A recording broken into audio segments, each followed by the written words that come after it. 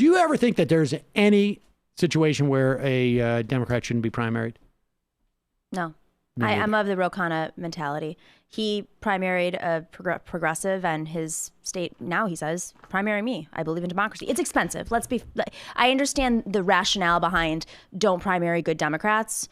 Definitely be strategic, but are you doing it because you want to oust a progressive? Are you doing it because you're a mechanism of an institution? Are you doing it because you want to raise your name ID and it might actually hurt the person? Maybe not the best idea, right. But I believe in the democratic process. There's two things that have brought me around on primarying Democrats, regardless of who they are.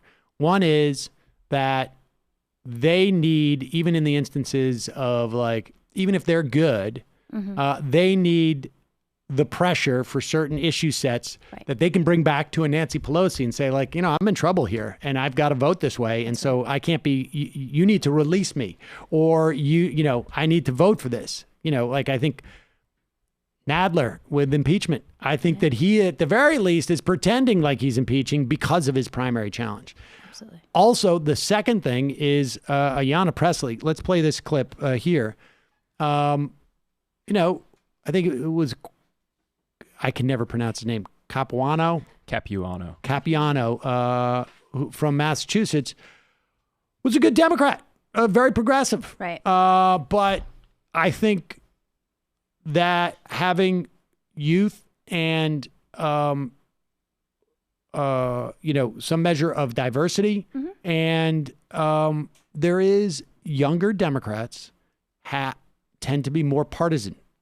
Even if the politics align, they tend to be more partisan, they tend to fight more, and I think that's important. And less time in the swamp. Or it's not even the swamp, because I don't think Capuano was corrupt.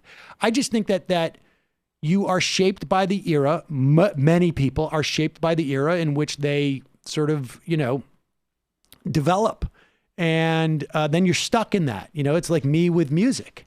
And I think on some level there's generations of Democrats who were just raised to believe that the political landscape is one way, and it's not anymore, and they don't realize that. And I think Ayanna Pressley does. And one point about that: a lot of these primaries where people have won they're Democratic primaries in Democratic districts. It's the ones that are, I think, super important, where we really need to have a progressive economic voice is the swing districts. And that's, I think, why Nancy Pelosi in particular is saying stop primarying Democrats, because you have, the New York Democrats who are great at raising money, and they're now at home having to fight off challengers because they're raising money for the swing districts. That's sort of their machination. They can't say that publicly. It's not very sexy, but that's really what's happening, is that it's expensive. And, do your job. Right, exactly. Here's Ayanna Pressley on the, what committee is she in here? This is the Finance Committee. And here, play this clip. What does all this mean ultimately? It means that people are alive but not living. This debt is not just choking at our ability to build wealth or our purchasing power. It is quite literally choking people. We had a hearing in Oversight and Reform on trauma.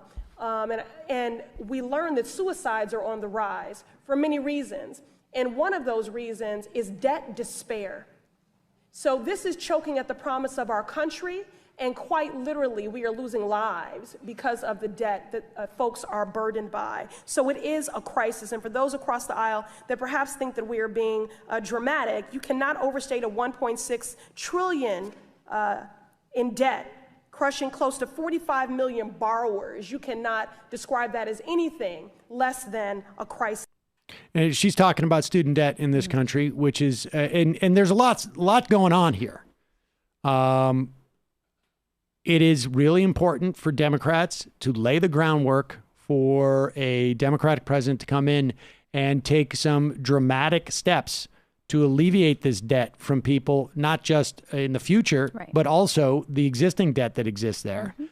And one of the things that is not in that clip, that is the case, is that there is a place in bankruptcy. There is a bankruptcy law that says that you cannot discharge that student debt, even in bankruptcy. So if I had a company and I'm getting widgets from the guy down the street and I've used those widgets and I've actually sold my dishwasher with those widgets in it or whatever it is I'm selling, it's out the door and that money is coming and giving me some compensation, I can get protected from what I owe that widget maker.